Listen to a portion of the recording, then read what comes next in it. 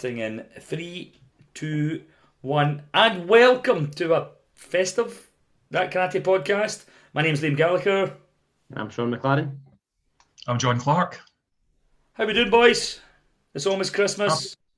How's life? Absolutely fantastic, living the dream. Out working, breaking up sheds that get blown down by blown fences and stuff get blown down by Storm Armand last week. It's pretty wild, yeah. We have a gate missing. I've got a whole side fence that just get turned into like logwood and firewood kindle. So I've been doing like my best Rocky impersonation out in the snow and the frost, trying to break up these big bits of wood. So yeah. The Jake on and all that. The Jake on the big. I expect to see a montage next episode. Joe standing there with a saw like this. I just got to say, John, well done in getting some sort of a background together. Well done, John. Really apologise. He looks like those old movies with the spotlight in on you. Or it's the start of James Bond. It kind of reminds me of that last time I was in a police interview and they had to just look straight at me. The last time you had a police interview? Whoa. Whoa, we didn't know anything about this, viewers. I knew we could have done background checks. I worked the doors for 10 years. What do you expect? I know. Anyway. Just congratulations, John. Well done. Liam, much happening with you? Not a lot, mate. Not a lot. Oh, Liam's getting the background. He's going to show off now. Feeling festive, can't you tell? Yeah. For viewers that can't see, We've been moving house this week. It's been horrific. As you know, Sean. I have been there. Experienced firsthand. Sean assisted the move, and it was the kind of stupid you would expect from the two of us, to be quite frank. We shouldn't be allowed out together. No, we shouldn't. We shouldn't be allowed to meet up. We actually should. We should purely be virtual. Both of us nearly died. And not mainly me, when he concussed me in the back of the head with a giant cushion, and all I heard was a bong as my head smashed off the side of the actual van, and then my neighbours watching me chase him around in the ice. That was no good. I could have must have been in the fridge. I could have been in the fridge beside your head. It was proper chilly, yeah. Yeah, it was like 6 o'clock at night by the time we actually started putting some of the stuff away, and it was very icy down that path. So yes, it was fun. Thank you for the experience. No, thank you. Thank you for the help. Definitely repay that favour when I move house. I will be. I will not be available. I will wait until you are available. They did say afterwards, I'm moving house next year, and I was like, shit. I'm staying put. You stay put? I'm just I'm just driving a van, dude. But the Blues Brothers. I was heading up from deepest, darkest Ayrshire. Yeah, you're far deeper Ayrshire than I am. Anyway, before we get started, I hear that there's a wee bit of Oscar ceremony going on with you guys over the last couple of weeks. No. Either is. Oscar? Who the hell's Oscar? Don't be shy, come on. East Ayrshire Sports Club of the Year, Glasgow Instructor of the Year, Glasgow Sports Club of the Year. Not bad, go on, guys. He's going back to Camden. We're babysitters. We're glorified. Sean's Glasgow Babysitter of the Year. I didn't even know his face. He's mentioned. Yeah, it was pretty cool. It was real chuffed for Sean.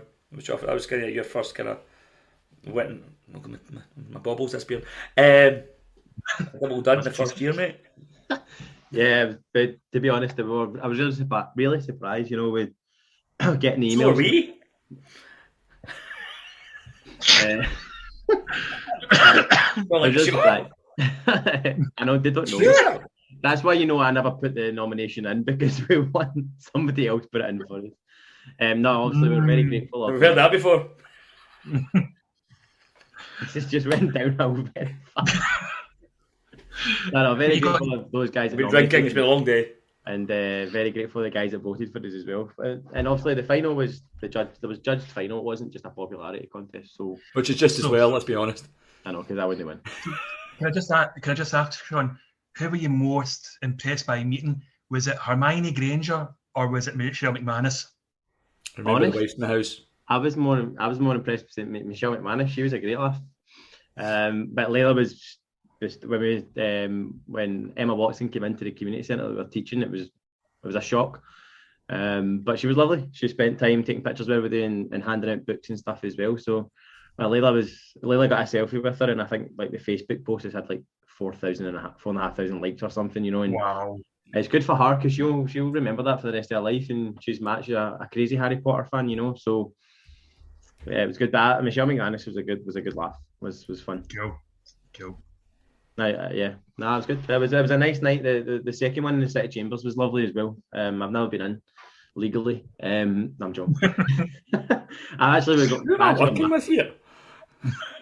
No, it was nice. It was a nice setup and nice 3-course meal. And do you know what I said to Liam as well? It was nice to actually network and meet people and chat to people that aren't yous guys. Do you know what I mean? So, because we've not had anything like that, and obviously that's the first time we've been at an event like that. So the Sports Council for Glasgow one, and then the Glasgow Times Community Champion one as well. It's nice, some nice stories as well, inspirational stories about people who are just raising money for good causes and doing some really nice things. There's a gentleman that's won the individual award for Men's Matter Scotland, and he's done, when you go through what he's doing and what he does, there's some really good stuff, and here's me just teaching cry. So it was quite funny. You kind of said this. You said you'd seen the breakdown, and it was like this person had done this for charity, and this person had done that for charity, and a karate club. Yeah, it was quite funny. So when they put up the finalists, it was a cycling, and they do a lot of charity, and then there's a trampoline club that do a lot as well. And then it was there. So their two description was very detailed, and the mine was just a popular karate club in Glasgow, and that was it. So, but we won. So, that was awesome. Well done. No, it was good. It was good, and it was good to, as I said, chatting to the Lord Provost and the kind of head editor of the Times and the head of the Glasgow City Council and head of Glasgow Housing Association. It was just nice to kind of meet these people and network and meeting other people who are up for awards as well, and just kind of chat and socialise. It was lovely. And I took my daughter Layla along with us as well because she helps out in the classes. So we had a nice dinner in Levita and then off to the Chambers, which was quite funny because the last awards we went to, it was a kind of finger buffet with chicken wings and onion rings and chips, and I'm happy with that. I'm really, really happy with that. But I knew Layla's a very picky eater, so I was like, I'll pick her up for school. We'll go to Levita across the George Square, get a nice wee meal, and then we'll go in there. Not knowing that it's a full 3-course meal as well. So I've already had 2 courses in Levita, 2 coffees, 2 glasses of juice, and I'm rolling into the Chambers. And then I sit down and I look at the programme and it's a 3-course meal. Oh my God. They almost had to roll me up to get my awards. It was quite funny actually. But it was good. No, thank you. It was, as I said, completely surprised, as Liam said. I'm sure you as well. But it's nice award. And despite me and my mates in the real world, I think you both deserve it. So congratulations to both of you. Thank you. Well, we didn't know. Yeah, I was going to say that. It's just pretty funny. We had an Scooby. I didn't think we were in for anything, so the Easters were still doing it virtually, same as last year. Normally they meet up and do the kind of dinner thing as well, but it was virtually, so I didn't pay attention, to be honest, because I hadn't heard anything about it. And as one of my students came in on the Friday night and went, "Congratulations!" and I was like, "Thank you for what? For winning? Winning what? The award?" Right, dude, you need to help me here. What are you talking about? I honestly don't know what you're talking about. You won Club of the Year? And I went, "No, that was last year." And they went, "No, it was last night." And I'm like, "No, dude, it was last year." No, it was last night. I'm like, "You've lost the plot, mate." And they went, "No, look." And I went, "Oh shit, we have." So I was gobsmacked. I couldn't believe it. I sent you a message after it was announced. Did you? I missed it. I didn't see it. I don't know. I honestly had no clue. It was one of my students' dads. Andy came in. That's the first. I must have missed you. Apparently, somebody else had tagged me as well. It was one of the teams that, when the clubs that had been a runner-up, I tagged us and said, "Well done," and I just... Did they tag the page, though? Did they tag the Senjukai page? They tagged the Senjukai page, so I didn't see it. I get that sometimes. I don't get any notifications when you get mentioned. I tagged you both and the Senjukai page. I saw nothing. Okay. I saw nothing. So that we got that. So this year we had the South Ayrshire Sports Award and Spirit of Sport Award and the East Ayrshire Club of the Year for the second time running. And what really, apart from being obviously we're gobsmacked, we're genuinely delighted to have won it. But and then with Sean, obviously up in the Glasgow way, winning as well, which really kind of cheered me up is the fact that we're starting to get taken more seriously as a sport. Yeah, Absolutely. When we're starting to beat, like, not beat, I don't mean the word beat, but if we're starting to stand on our own next to like the kind of mainstream sports, and we're starting to win these kind of major awards, which is it's for, and it's really cheesy, but it's all of us that are winning. It's all of us in karate that are winning when these things are happening, because it means we're getting taken seriously and we're seen as a viable club, as a viable sport, as a viable pastime. So that really made me happy more than winning the award, if that makes sense. No, that's a good Absolutely. point. That's a really good point. Yeah, no, thanks, John. Didn't really want to bring it up, okay. I've Do a got lot for tattoos. charity. I've got tattoos. Let's see it. I need to take my hat off. It's doing my eye. Right. It's roast. I'm sweating. I can't take my Santa beard off. It's attached Oh. permanently. Yours is legit. I use this legit. Mine's getting there, in fairness. You can kind of get that whole Lemmy from Motorhead look going on in there. It's not. It seems to reflect with the lighting. I'm not really. It looks like a horseshoe. I look like a what? It looks like a horseshoe moustache. Oh, sorry. I think you called me a what? No. Jeez. Yeah. I'll turn white at some point. I'll just fall out. But no, that was we were real chuffed to win the awards, and it was cool. It was cool. What have you been up to, John? Anything exciting? Me, nothing much at all, apart from like making fences and working away and trying to get things organised for family and that leading up to Christmas. It's pretty much been quite quiet on the home front. I finally might have sourced in somewhere that sells Jabba the Hutt sized geese, so that's my thumbs up. John, if you're roughing yourself, then why the hell are we here? I know, I feel useless. You can't be doing that. I've got one job, dude, and that's to be a belt. You can't take it away from me. Okay. Well, you can tell me about my Jabba the Hutt sized geese. No, that's okay. That's good. So we'll see you at training after New Year. Hopefully. Liam's course on the 9th. Aye. You just want to hit referee. Yeah, we can go to Liam's New Year course on the 9th, and then we can do a special. Special from the dojo? From the dojo on the 9th. Perfect. You can actually do that. We can actually do a wee special from the dojo at some point. That sounds like a good idea. If you want, just put a table out and stuff. If you want to see the dojo, you might not want now to. we can actually officially meet up and stuff and do it properly. Actually, because we're actually not that far apart. Used to. I'm quite a bad drive. Yeah, 25 minutes. Pull yourself together. Shouldn't take 25 minutes. All right, so should we move on to kind of the topic that we've got today? Yeah, everybody's falling asleep now. Let's carry on. Yeah, I know. So the topic today, ladies and gentlemen, is the idea of kind of legitimacy of kind of gradings and belts as such. Now, it's a very kind of controversial topic, if you must, but I think it's an interesting topic. I think we can get kind of good opinions on it. And again, those at home that are listening or watching, please comment on our stuff. Let us know what you feel, or send us private messages if you don't want to be known. And let us know what you think. But today, I was looking to see your opinions, gentlemen, on what is legitimacy. That's the coffee kitten. Legitimacy. Various things. Well, does it have to be a Japanese instructor grading? Does it have to be a Japanese association? There's a few more things we can kind of touch on as we go through as well. I'll kind of touch point, but we'll start off with Liam. Looks like you're in overthink mode, so we'll start off with John. Let's start with John. John, what is legitimate? What is a legitimate belt status grading association, whatever how you want to put it? I'm kind of torn on this one, because obviously we all want things to be as legitimate and kosher as possible. The one thing that I do think is that your history has to be verifiable. That's the first thing about legitimacy. Somebody that pops up that you've never heard of before, who's got no verifiable, Excuse me. You okay there, bud? Yeah, just sorry. Somebody that just pops up that's got no verifiable links to anything in the circle, nothing can be. You okay, mate? Sean's dead. Man down. Man down. Man down. First Get aid, your mouth, mate, but you're miles away. He's turning red. It's not good. Right, I'm okay. But I think legitimacy is just really down to having a verifiable history. They can be looked back on. I mean, I don't think it has to have any genuine, direct links to Japan these days, because I mean, let's be honest, karate only appeared in Japan 30 years before it appeared in Britain. So the Japan, the whole deification of Japanese karate, I think was a wee bit overboard in my opinion.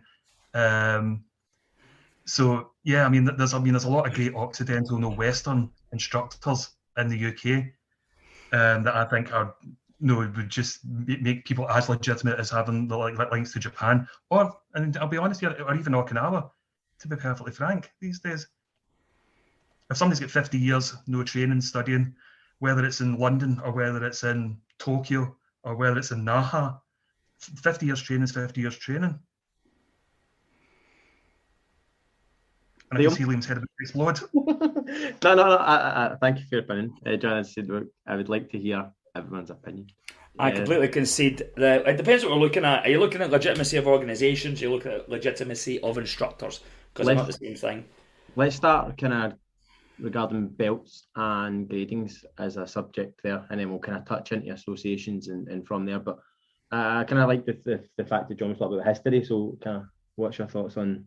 I think what makes it legitimate? What makes a grade legitimate? For me, regardless where your club or association is based, if everybody passes every grading all the time, you're a cowboy outfit. You should get rid of your gi and put on a 10-gallon hat and a pair of chaps. All right, my personal opinion, because that's not a club. All right, if you're we agreed yesterday, our association, and 47 graded and 15 passed, and that is exactly the way it should be. Yeah, exactly the way it should be. It's not a cash grab. It's done. It's set up in such a way that if you pass it, you fail, and that's the way it should be. If you don't meet the standard, it's not our job to drop the standard. It's your job to meet it, because that's what a black belt was meant to be. Yeah. But there are so many clubs and groups that don't do that, that do not do that, and that regardless whether it's Japanese based or wherever the hell it's from. There's so many groups out there. If you are producing good quality of students and a good standard, then I don't give a damn if you get Japanese legitimacy or not. I personally like training the Japanese. I like Japanese karate, and it is different from European karate, and it is different from Okinawan karate. I enjoy it. I enjoy going to Japan. I enjoy the culture side of it. I also enjoy the way they train and how they train, and that's a personal taste. If you don't like that, it doesn't make you any less of a karateka. I genuinely don't think it does. I'm not an elitist in that way. I do think there's a lot of people that trade off the name of long dead Japanese instructors. That they throw these names about like anybody in this day and age knows who the hell you're talking about.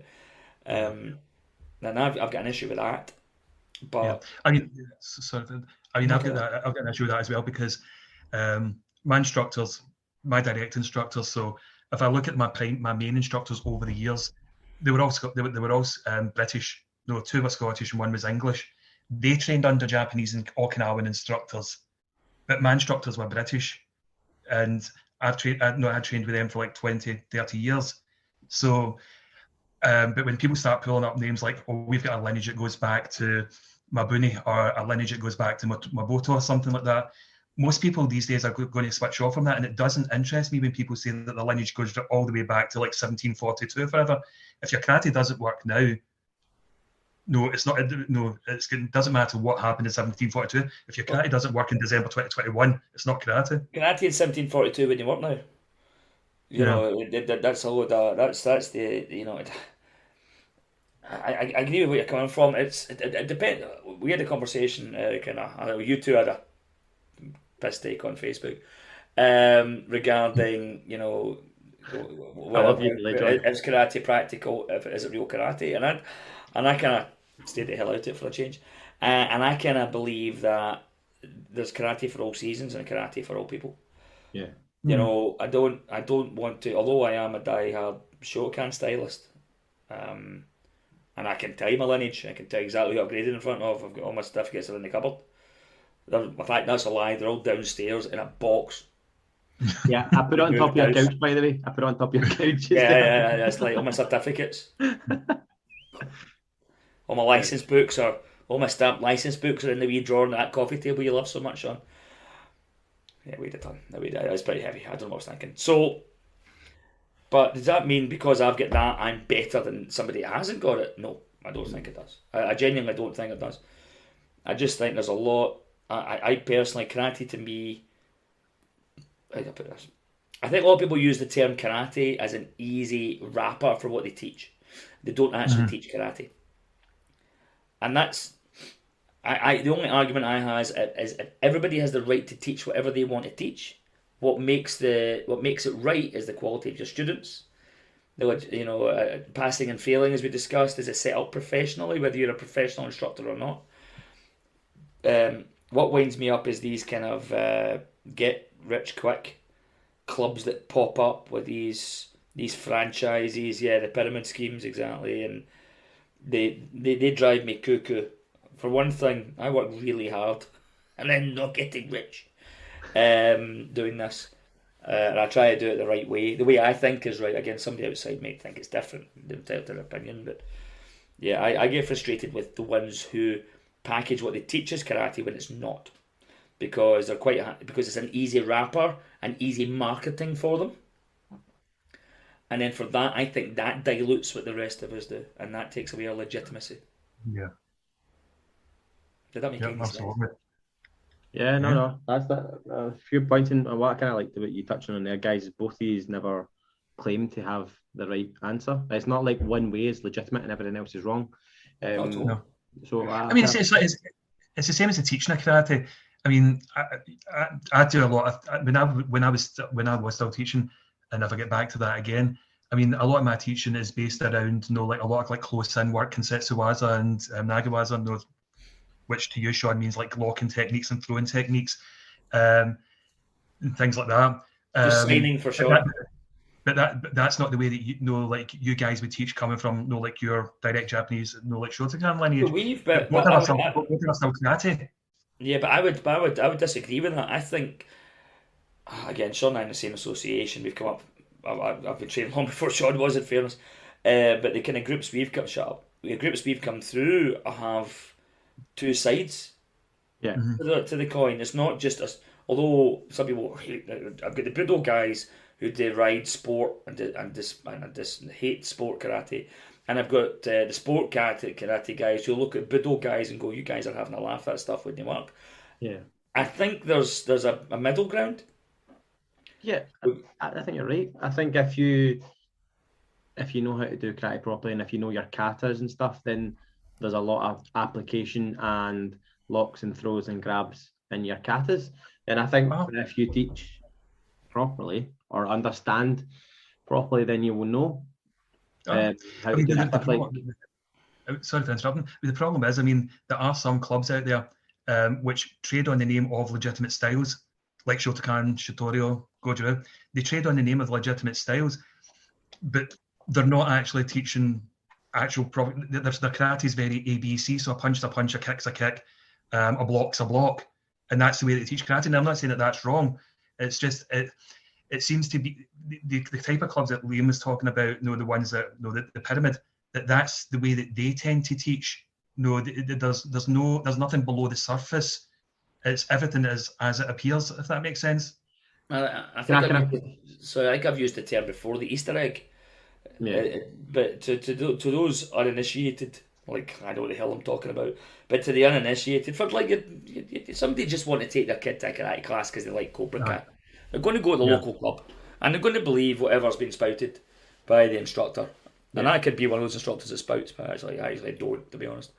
But and they don't know any better. The problem is we've just touched on this before, is educating the public in what it is we do, and riding these. I could put that differently. Riding these guys out of town, these cowboys, and calling them out. But we're too polite sometimes. We're too nicey and don't want to offend, because that's the karate way. Unless you're being ginger like me and you don't give a monkeys. But there's, I get called in. It's a few years ago now, like I was called in by a local active schools coordinator who shall remain nameless, who called me in and basically phoned me and said, "Liam, I need your advice." And I went, cool. Somebody thinks I know what I'm talking about. And I went in for a meeting, a free cup of tea. I'll go anywhere for a cup of tea. And he went, have you heard of these people? And I looked at his flyer, and I have never. Now we would know because we're trained and we're in the life, and it was the biggest load of crap I've ever read in my life. Just absolute nonsense. It was all made up baloney. It was just there was no affiliation. You and I have famously had a tete-a-tete on Kareem's podcast about NGBs and stuff, but John, the wound me up wasn't if it wasn't with an NGB. It was just obviously a franchise pyramid scheme cowboy. It was just everything on it was the stuff that makes a kind of legit. I'm using air bunnies here. Martial artist throw up in their mouth. It's just absolute nonsense. I think the thing is, we know if you've spent more than a few years doing what we do, you know what's legit. It's a small pond that we're in, especially in Scotland. So when people start popping up and start spouting like nonsense and passing nonsense off, it's going to come back. It's going to come back and bite them. And I found this out particularly when I was writing for Martial Arts Illustrated, how small a pond this is. I mean, it is Kevin Bacon 6 degrees, especially in Scotland. Yeah, I don't understand how these people think they can get away with that. I just think, you guys are obviously a wee bit older than me. But no, I'm joking. I think you just said there, John, you kind of know what's legit and not legit and what's not. But you guys have got friends in all kind of other martial arts as well. It's not like karate is the only way, but you've got good friends in Taekwondo and good friends in like judo and Liam, you're doing Aido, and it's just that, there's not just one martial art that's the reason you're making it legitimate, so there's all these other people are doing the right things and ticking the right boxes to kind of try and make it as legitimate and as professional as possible, Well, as I said to the active schools coordinator, I have no right to corner the market what I do. Yeah. And I apologise for using the word market, people, but I have no right to corner the martial arts market in my area. I've no right. Anybody who's legit and is qualified and is set up correctly and has done it properly has the right to go and do whatever they want to do within the area. I can't stop them. Yeah. It's my job to kick the ass of everyone who comes into my area if I want to keep my club busy. Yeah. And I absolutely will. But it's not my job to stop you going a huff. But I get annoyed at the charlatans and the cowboys coming in with no background, no lineage. My biggest pet hate, and I know, Sean, you will talk about it, my pet hate is people who get gradings without sitting gradings. And do you know why? Because I keep getting punched in the face at my gradings, and these people just turn up at dinner and get handed a certificate. It's not fair. Yes. It's not fair. Yeah, I was just coming on to that, to be fair. Not fair. Yeah, it's not. It's not. So, can I just touch on that, Liam? What's the thoughts on? Let's go. There's two parts of this I would like to touch on, to be fair. What's your thoughts, guys, on associations just giving instructors grades to either beef up the association or just give them a grading so the people underneath them can move up another level? Kind of thoughts on that, and then I'll come back to the other point regarding that subject. We'll go back to John. I've actually been on the end of this. There was a group that wanted me to be a member of them back when I was still teaching up to 8 years ago. There was a group that wanted me to become a member of them. We were discussing them earlier on, Liam. And it was somebody that had a run-in Yonkie years ago. Yonkie Scottish is Scottish for 10 years ago. Just in case Stephen Chan or anybody's listening. Yeah, sure. So many years ago, I had a run-in with this particular head of association about a tournament, and it must have completely forgot about it, because when I was still teaching, I still had the class I was living in Kilmarnock, but I still had the class up in Castlemilk, and he approached me and says, if you come into group X, I'll give you a 5th Dan. Now, I'd only passed my 4th Dan about 6-7 months beforehand, and this guy was wanting to give me a 5th Dan for coming to join his association. I didn't have a big club. What I did have, though, was the fact I was writing for Martial Arts Illustrated. Yeah, you said that. Yeah, I had something similar a few years back as well from an association that should remain nameless. Go on. No, you know we I'm getting sued. can. I'm not getting sued. As long as you I'm pay not the getting- legal bill, big man. Um, Give me the first letter, please. and like at that point, we were training with Yahara Sensei, right? You know, and who's still real. I'm not with the group. He's still a big hero of mine. And they were basically offering we sent a check. So time set, I didn't grade for a long time, right? I don't even know why I didn't grade. I should have graded. Anyway, it doesn't matter. I wasn't really bothered. So I didn't grade for a long time. So they kind of figured out when you started training and where you were now and kind of added the years together and said roughly what grade you should have been had you graded throughout that time. And if you sent them a check, of course there's a check involved, they will send you a certificate. Now, I'm with a recognised group in Japan. This is a non-recognised grade. There's no way could you imagine, Sean knows Yahara Sensei, and people out there maybe know who Yahara Sensei is. Could you imagine me taking that grade? I'm actually saying it out loud, I feel sick. And then going up to the front row and pushing six stands and stuff out the row because I had this, almost said their name, their grade out to the front. I'd be. What Dan is it they offered you? They offered me a fifth at the time, but I was only third at the time. So they offered me a fifth. So it wasn't just a one up, it was two up. Somebody else I know was offered a sixth. So I was like, there's no way. I just couldn't. You can't. Because what it says on the certificate, certainly ones I get from Japan, I get them. It says it doesn't say you've passed the grading, it says you have the right to stand next to those, if you actually read the Japanese. Yeah. You have the right to stand next to those of that grade, is what it actually says. Wait a minute, Liam, I actually seen that certificate in your box when I was helping you move. I've got a few. Did you? There's plenty of certificates in there. I've got more certificates in there. And books, and I've not as many licensed books as you, Sean. You've been in every Shokan association. Put 4 letters, put a K in it, and Sean's been a member of it. Hands up, it's not my fault. No, it's not your fault. It was not your fault. You just did what the rest of us does. Just follow on. You just followed on, yeah. Aye, but I was gobsmacked that was even a thing. So you could take that. Now you would know. I would know. Yeah. Right. I know in my heart. But my students coming in wouldn't have any difference. No, nobody would know.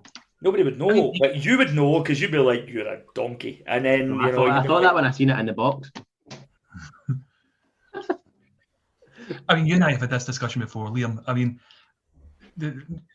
because of my illness and injury, I don't say this out of false modesty and false ego or anything, but yes, I did the grades. Yes, there were no decent instructors, but I feel talking to you guys, I sometimes, although I've got 42 odd years in and dealing with this one way or another, I feel like I'm a bit of a fraud. No lump myself into the same sort of category as like you guys. I've been cowboying for years, mate. Pull yourself together. No, I think that one needs a mask off for you.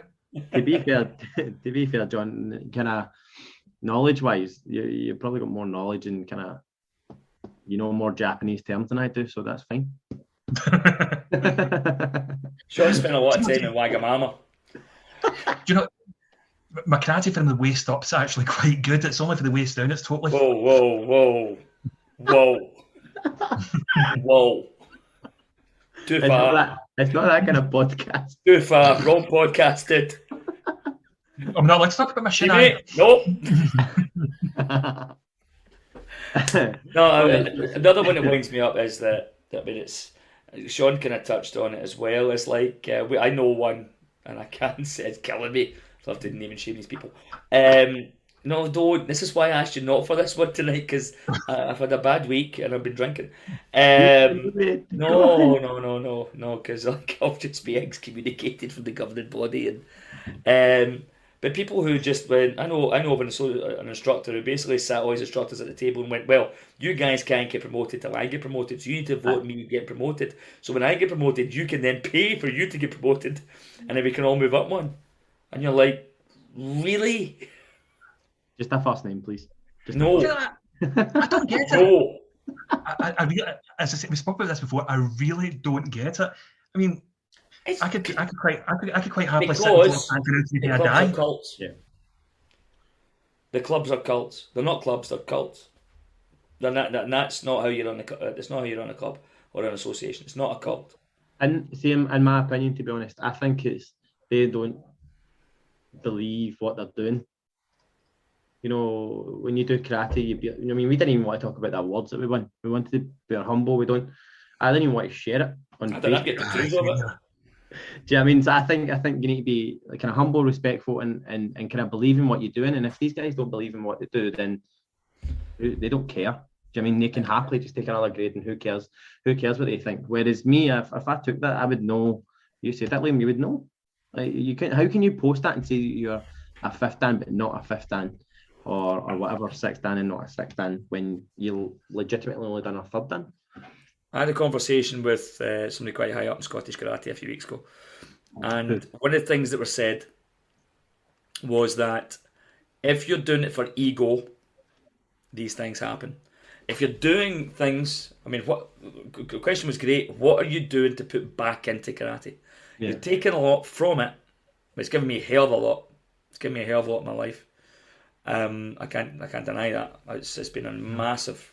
I know in you guys as well. It's been a massive guiding light in my life. Whether the fact I do it and I can eat occasionally, but before I could eat, there was a long time I couldn't. But I still was into karate. But there's all the ones that take and take and take, but they're not interested in putting back in to karate and actually helping build it for the next generation. And those are in my opinion, the ones that do things like that are only interested in their own egos and what they can say to the pub. Yeah.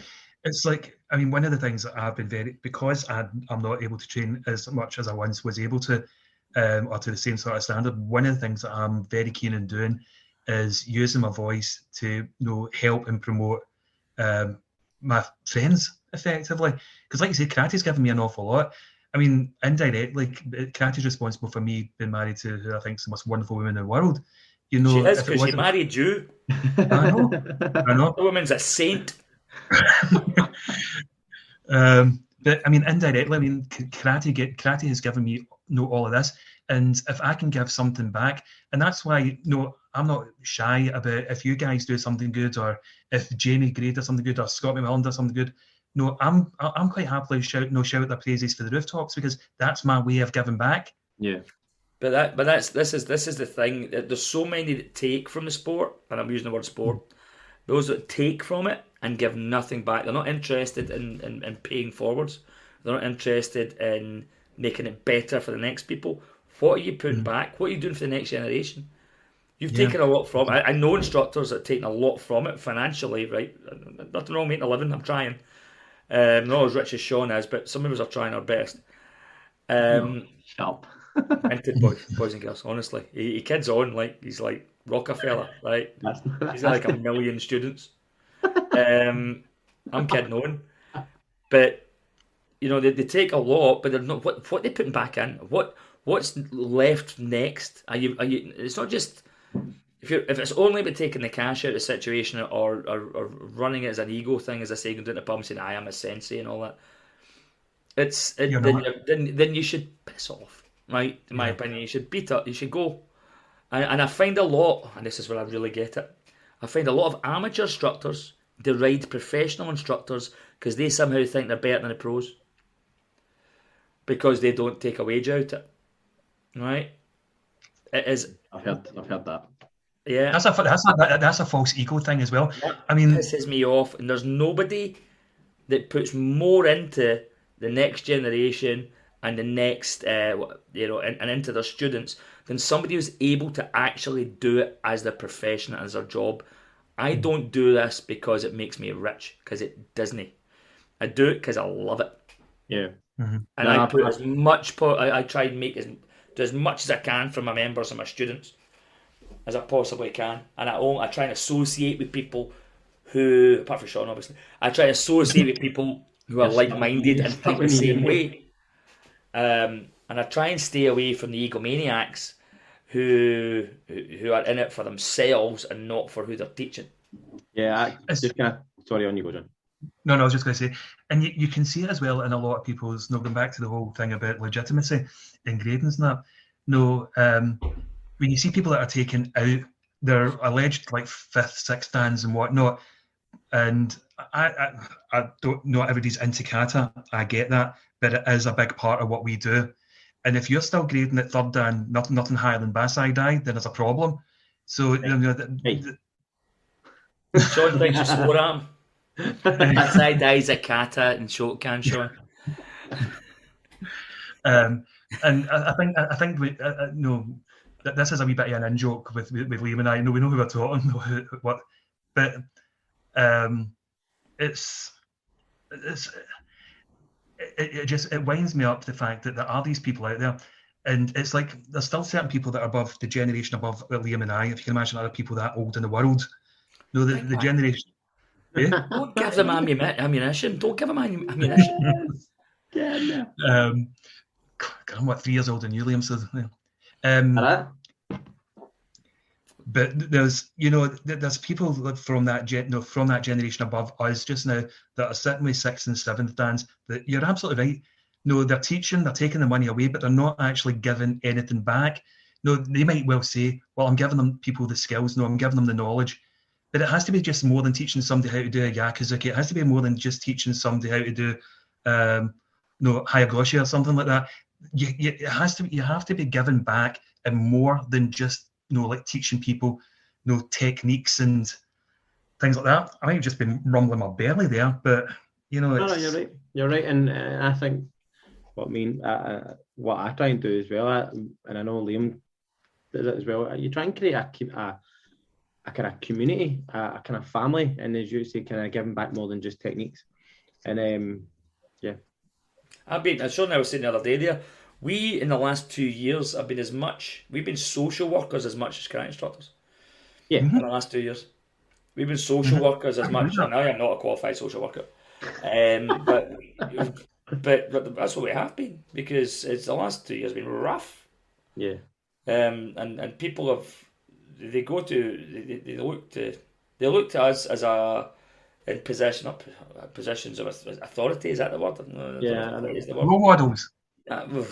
God, look at us, right? But yes, okay, as role models to their kids and to their families, and I try to be. I do genuinely try to do things the right way and be a reasonable human being as best I can. My daughter would disagree, but she's a teenager. But it's been rough. It's difficult going, and that's all been. But rather than going, I'm sorry, that's not my job, we just jump in because we're able to do it. We're able to invest that kind of time in. Yeah. But as I say, that was I don't know where that came from. It was a deep-rooted anger that came up. No, I get sick of hearing it. I get fed up. It's not to say that amateur instructors, when I say amateur, I don't mean they're amateur. I mean that they don't do it for a living. They volunteer. And these instructors are great. It's not to say that they're somehow less good than us. Or I don't mean that.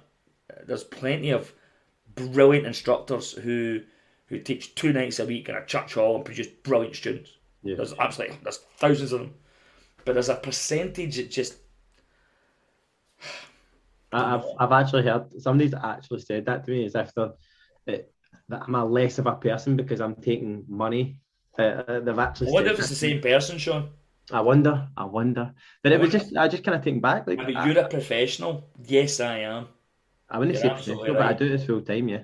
I go to Japan. I'm very privileged to be in a position in my life now that I can go to Japan maybe once a year, twice a year, and I wasn't always.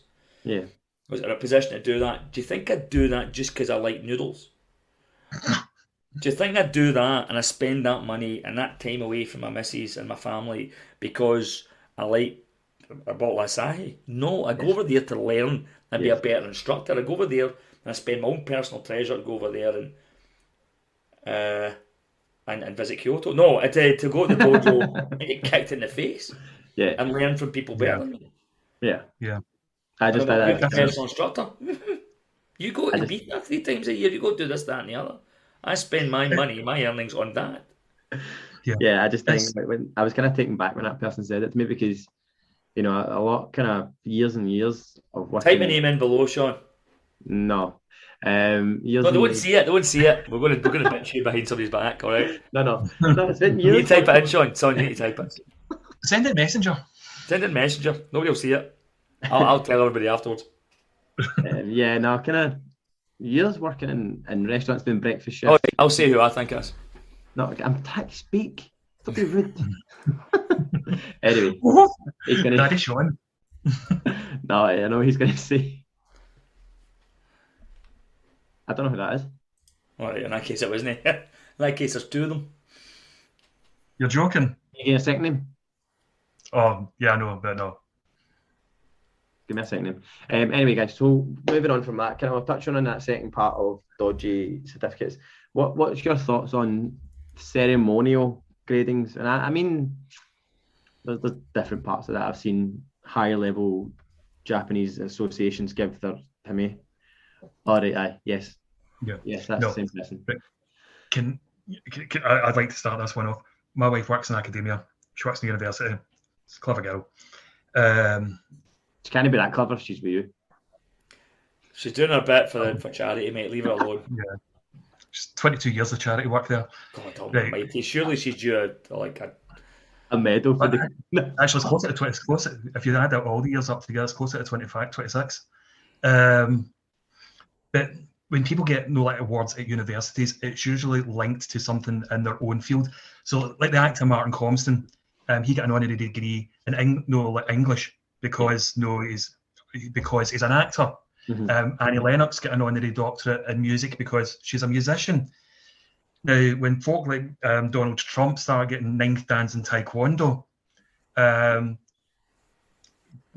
based purely on the fact that he stepped over an illegal border between the two careers, you've got to think to yourself, I'm not a fan. I don't care whether it's to promote the art, promote a particular organisation, or promote a particular sporting version of the art. I've been punched in the head too often. I have suffered from migraines. I suffer badly from migraines because of the amount of kicks and punches I've had to the heads over the years. I just figured out why I get migraines. Maybe that's why. I'm going before he sues me. Yeah. Oh, yeah, I was chatting with Kareem about this, and he says, "No, don't let it bother you." But the fact is, I put a lot of blood, sweat, and tears into getting where I am just now. And when people start getting like 8th dans and 9th dans, and you know that these people think that they're the dog's dangly bits because they're getting these 8th and 9th dans, that they're going to be somehow legit. It just winds my goat up. It just winds me right up. It gets right in my goat, rips my knitting. Can I say, so there is, like, as I said, I've seen heads of associations get given ceremonial gradings, but in terms of, did Elvis not get given a grading as well? Is that true? Oh, he was given a 10th dan in Kempo or some nonsense like that for Ed Parker, who was only an 8th dan at the time, so it's...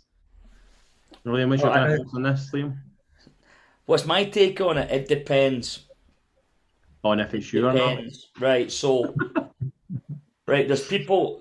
If you're a ninth... Say if you're like... you've been training all your life, you're 67, 70 years old, and you've put back in.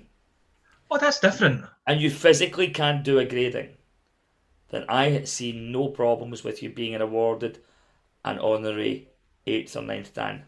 On the prefix, that the big term there is honorary. Yeah. All right? That's different from an actual 8th or 9th dan.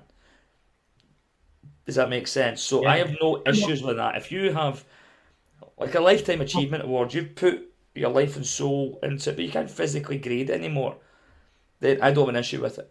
What I do have an issue with is if you're physically able to grade. Yeah, if you're physically able to stand in front of a committee and grade and do a grading syllabus, and you don't, you'd rather just get it through the post. I think that's a wee bit different. I mean, let's say you've got some old Okinawan instructor sitting somewhere in Naha that's been teaching Goju-Ryu for 70 years, and his organisation award him an 8th or a 9th dan or whatever. I've got no problem with that because 70 years work's a load of work's a good load of work. Where my problem comes in is, and it's not even with like instructor X in Glasgow who's an 8th dan in Shukokai that's done no training with MD in Okinawa or Japan for like donkey's years, but he suddenly gets bumped up to like 9th or 10th dan. I've got a problem with that. But the problem that I've really got, which was what Sean was talking about, is when people that have got no links to martial arts whatsoever get given honorary grades, and there's no reason for it. There's no reason for anybody who's not a martial artist to hold any sort of honorary grade. It's not like we're an academic establishment, and it's not as if the people that have got any, like I was saying, Martin Compton might get his honorary doctorate in English because he's an actor. Annie Lennox might be worthy of an honorary doctorate in music because she's a musician. Yeah. Donald Trump, for example, has got no right holding on to an honorary 9th dan in Taekwondo. Is that the most ridiculous one you've heard of? Is there more ridiculous than a 9th dan in Taekwondo to Donald Trump? Sean McLaren, 4th dan.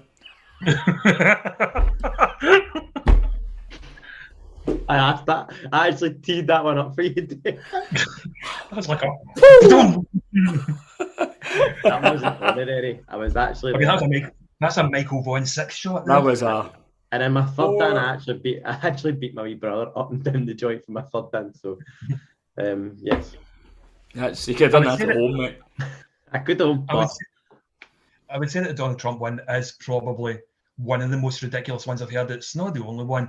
I mean, there was like one of the former presidents at Ireland was given an 8th dan in ITF Taekwondo at one point. You know, I just don't get it, because it's not as if that person's going to be doing anything to promote the style once they've got the certificate. I think at that level, that kind of thing goes on. You know, it's just nobody takes that seriously. That Trump's going to suddenly start popping spinning hook kicks. Although I'd pay good money to watch it, but that's purely that's just marketing. Yeah, that's just shameless marketing, and there's a lot of people who buy into that. But I don't think he takes that seriously, because it's not like he's going to suddenly open a chain of martial arts studios up and down Florida next week. You know what I mean? So I get that. My issue is fellow instructors who are running clubs who like Jump, I almost said the name there, who are grading for high grades well within their time. Oh yes. Yes, like going for 6th dan in 4 years and stuff instead of waiting to 6. It was less than that. And I don't get that. I don't know why. It goes back to the ego thing again. I don't get it. It's not. It goes beyond that, though. It becomes this was more because it was from in my point of view, it was from a legitimate organisation. Yes, that disappointed. That's why I think it was more. It wasn't just a single cowboy club. It was a legitimate association. I mean, it happens a lot. I mean, there was a famous kickboxer and MMA athlete who was a legit 5th dan in Kyokushin karate. And then when he retired from the K1 kickboxing circuit, he was actually legit promoted to 9th dan, not honorary. He was legit promoted to 9th dan in Kyokushin karate because of what he did in K1 in the UFC. But then again, so here's the argument. Punched in the face. So here's the thing. What is a dan grade? Right. So the question is, there are different associations. Does that mean different associations have different standards and ideas of what a dan grading actually is? Yeah. Is that what it is? Yeah. I mean, you think there's various different groups, various different Shotokan groups. I mean, I spent enough time training with you Liam, and like your instructors when you were younger. I know how hard you guys train and how hard like you guys can hit. Same with Kyokushin. Kyokushin's a tough style. It's brutal. It's hard. It's brutal. There are a lot of clubs out there that aren't. We've touched on them earlier on, but there's just this thing that with dan grades. When I was teaching, I always felt that I wanted my blue belts to be as good as other clubs' brown belts or black belts. That was just like that. That was just me, focusing on something. But the whole idea of like Q grades, dan grades, and that, I suppose all that is, it's just an indicator to where you are within a particular hierarchy within a particular organisation. I mean, a 1st dan in Club X might be as good as a green belt in Club Y, who might be as good as a 3rd dan in Club W, for example. Again, I might be better with my belly. No, I think all good points, and I can, as I said, I like the subject. You could I go on think, all night about it. yeah, you Literally, I could. could literally sit here and moan all night. No, Like you could. somehow I know what I'm talking about. Everyone sees my karate, be like, really? What grade is he? But I just, No, we don't claim to know the right answer, guys. It's your opinion at the end of the day and your experience. I And think different. My problem is I'm seeing more and more black belts done for marketing purposes. Yeah. It's like somehow the person with the highest grades and the most black belts wins, and it's a load of crap, and it's going to eventually damage us I would love because to know it this. damages our credibility. Like, so we go back. So this is nice. We look back to Sean and I being lucky, not lucky enough. We worked damned hard, right? So, and we won these awards. All right. So it's we were up against it against legitimate sports or mainstream sports. Yeah, And it's taken a lot of time for us to get to that stage, and for karate in general to get to the stage where it's been accepted and seen um, as a legitimate sport without us being undermined from within. And I feel we're getting undermined from within. There needs to be a standardisation in regards to what a grading is and what a dan grading is for us to survive. If it's just going to be full of franchises, and yes, I'm saying no, I know not everybody who does the franchise is a cowboy. I totally get that before we start getting messages, but a lot of them are, and they're all these hyped up grades and utter nonsense. You're damaging us all in the long run. yeah. If you are business minded, okay, which a lot of people that run clubs aren't, then they don't see the damage they're doing to their own. Market. I'm going to use the word horribly, right? Brand. Mhm. If you constantly do this kind of crap, you're damaging what we do, and it doesn't happen over a day or a week or a year. Over 10 years, you're going to screw us all up. I For think, what? yeah.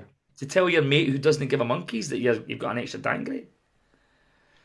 It's also the money as well, because I mean, it works both ways. You've got your instructors that are jumping grades, and then at the bottom end of the scale, you've got kids that have been given grades that. We touched on this earlier before we started recording. You're getting kids that are giving grades that they just aren't. No, I would like to think that most legit clubs have a similar sort of standard. So if I was still teaching and somebody came to me and they said, yeah, that guy's no Shirin kata are good, that guy's no Goju kata are good, I'm quite happy with that. Same as if I come to your club, no, you know the Shotokan, no, the kumite is good, no, you've got good WKF kumite, John, you do good, no, like full contact and stuff. No, there's a standard you can see, but when you get kids that are coming from club franchisee and they're coming to you with like a third Q or a first dan, and you get yellow belts and orange belts there that are more knowledgeable, more skillful, and have got more heart and focus, then that damages it as well. It winds me up no end when I'm looking, and again, I'm bringing myself into heart attack before I'm 60 here, but it winds me up no end when I'm looking at newspapers and I'm saying club, and it's a legit organisation. No, it's probably one of the most legit organisations that ever existed, although it's kind of waned in recent years. Talking about having a 6-year-old first dan. Oh, I saw that. I wasn't allowed to train until I was 7 years old, and I wasn't allowed to grade first dan until I was 15, because only then was I allowed to grade first dan when I was 15, because it was 2 months short of my 16th birthday. I mean, I came in a bit later than that. We couldn't set our show down until we were 16, so they were kind of that was them moving the goalposts. Now, I mean, I've got some younger guys that've got the black belt, but they're good technically. They're first stands. Do you know what I mean? They're first stand, they're junior first stands. They're not Shodan Ho. They're not like full on first stands. If you know what I mean, adult first stands or Showdans. They're under 16. You don't get a senior Shodan. But they're good. These kids are technically good. They're better than 3 hours. Do you know what I mean? But that's. I agree. It's when the technical standards not there. When black belts are given as retention tools. Yeah. Right. If I have to. And don't get me wrong, I've seen it happen in the past. If I have to give you a downgrading to keep you in my club, get in my club. Right. You're obviously done. Your karate career is obviously done. All right. If your instructors having to bribe people to stay by giving them downgrades, then that person's karate career is finished. Yeah. you know, or they'll need to take a break, or they'll maybe take 10 years out, which it's kinda happens to lost people. sight. But they're Yeah. you know, but given people that are young, second dance, third dance, first dance. I mean, for God's sake, I mean, you just make us look like. See if you that kid in particular, and it's not the child's fault. Was I No, mean, that's no, no, no. absolutely clear. It's not the child's fault.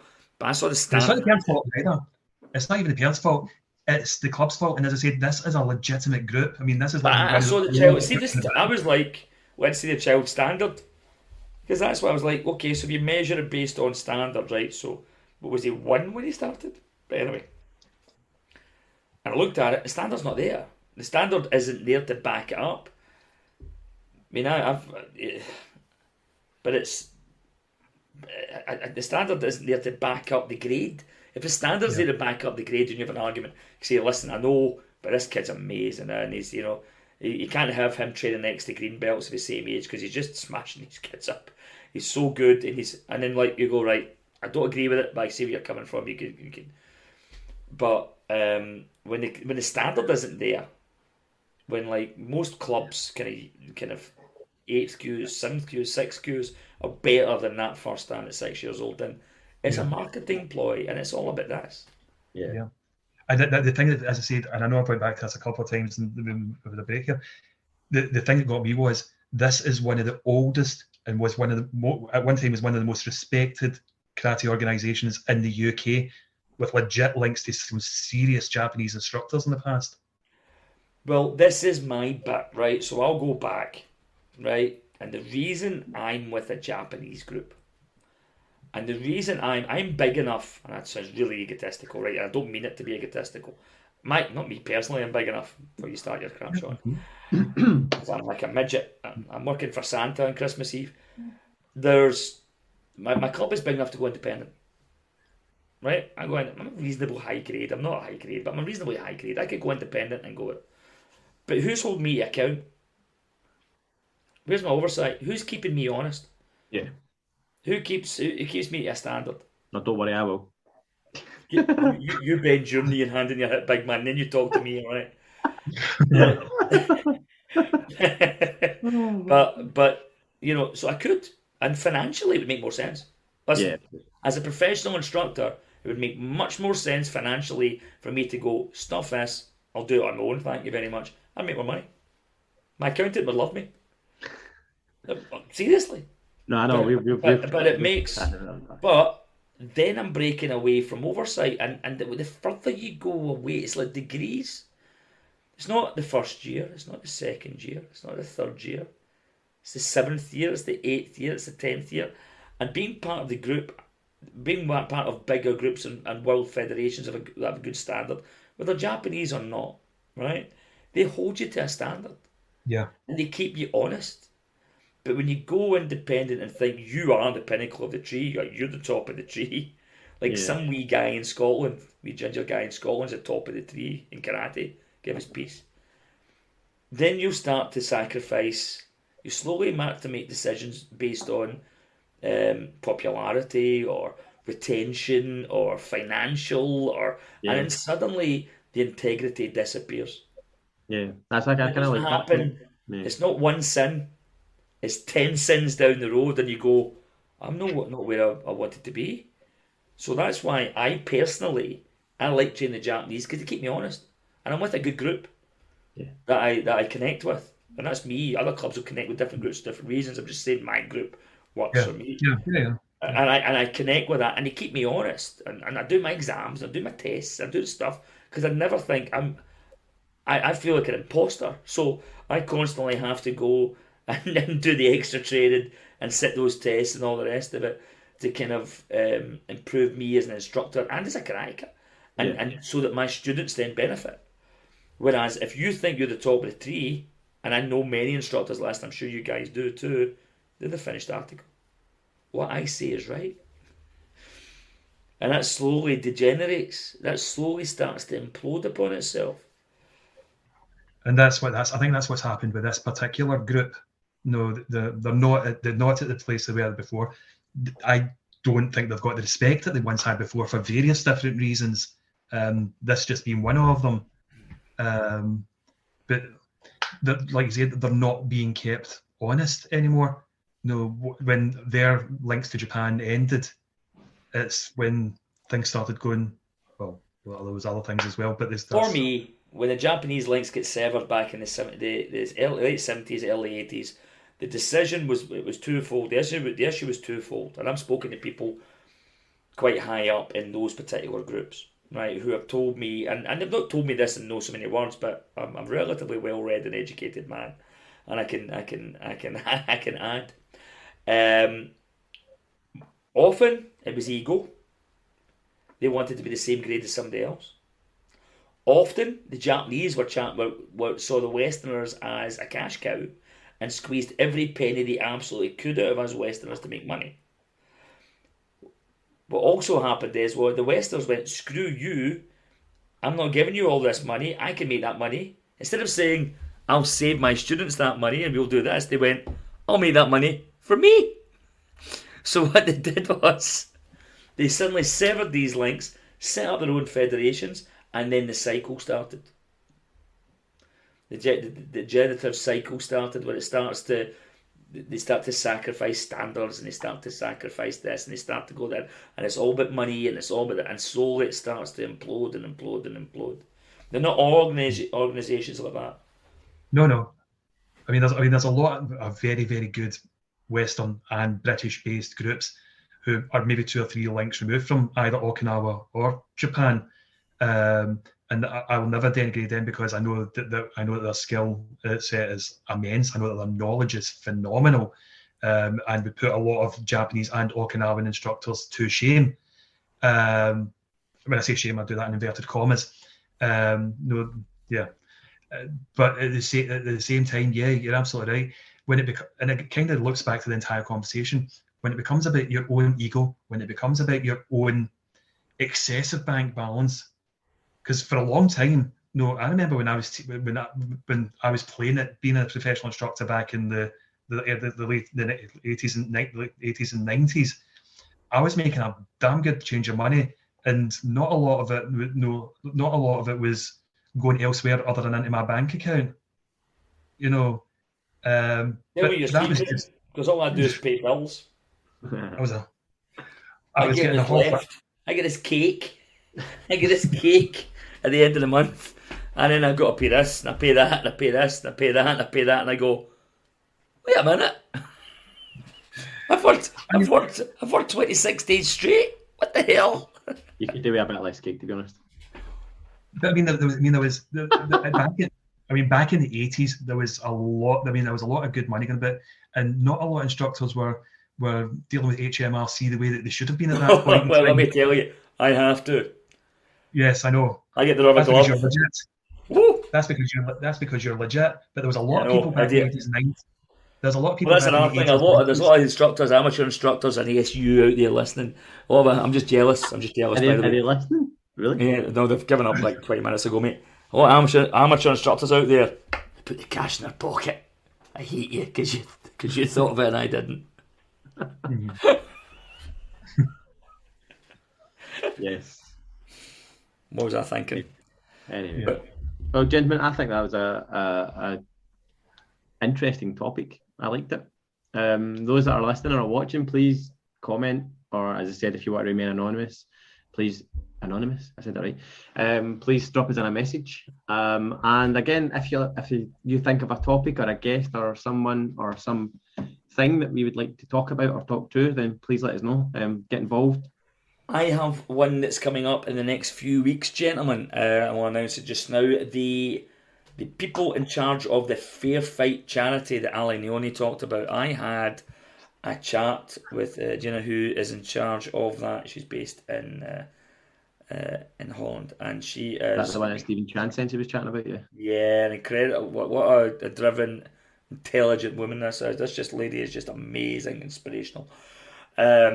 We're going to get her and a certain Mary Stevens on, a certain author, Mary Stevens from Oxford. She doesn't know yet. She's listening to this. By the way, Mary, you're on.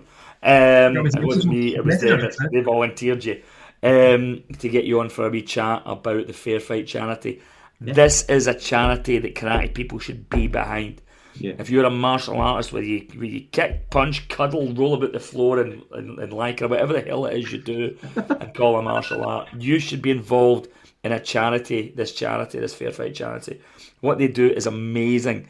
And I was so upset talking to the women because they were fighting to get €10,000 together to help sort of the most deprived areas in Zimbabwe, which are held together by this dojo. There's a shack of a dojo, and I'm using the term, and I'm probably using it incorrectly, township in Zimbabwe. It's the centre of this community. And all the women, the ladies train there, the guys train there as well. But these ladies go there and train, and they've been through the worst hardships and the most heartbreaking stories. It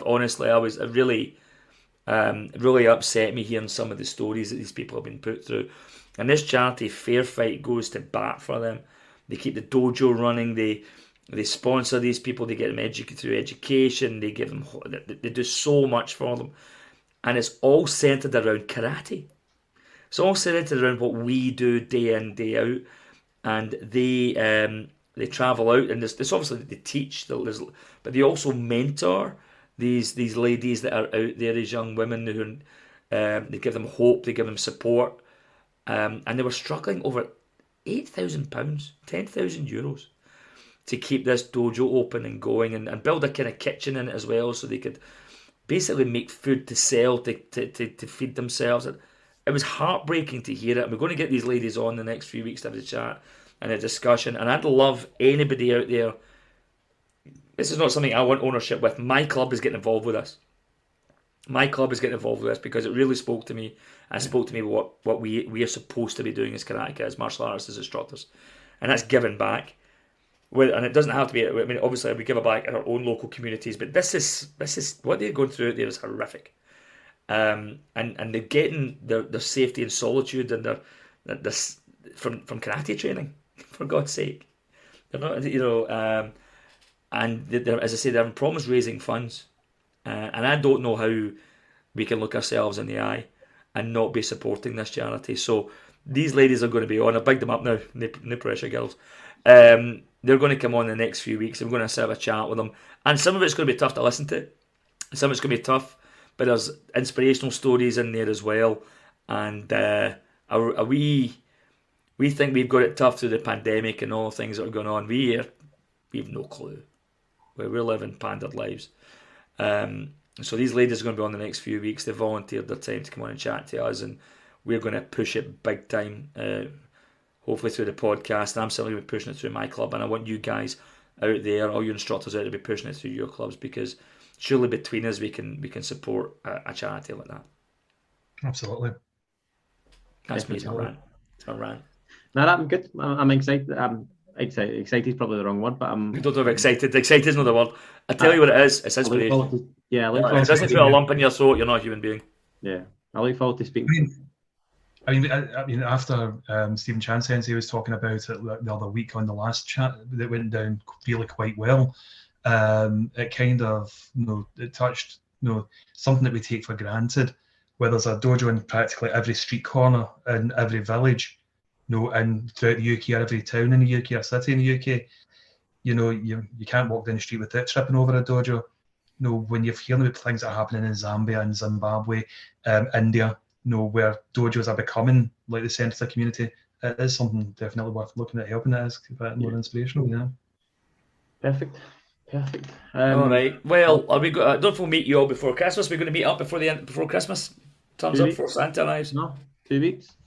2 weeks. Oh, I'll have a Santa hat on again. What's the time? 2 weeks, 19th, and then that'll be us before Christmas. Then we'll do one after New Year. I can't on the 19th. I can't maybe able to do the 19th. 19th should be okay. 19th should be okay. Should be all right. Do it on the 19th. I'll need to check my diary, but yeah. We'll let you know. We'll try and do one before Christmas. If not, then you'll be here, Sean. Sean will be here. Sean will be here. I think Sean will be here just talk himself. Sean will explain Goju Shiho to you all. Goju Shiho show or Goju Shiho die? Let's not start that conversation. Right, for those who managed to hold on to the end, well done. That was a Merry Christmas. You deserve every present you get on Christmas morning.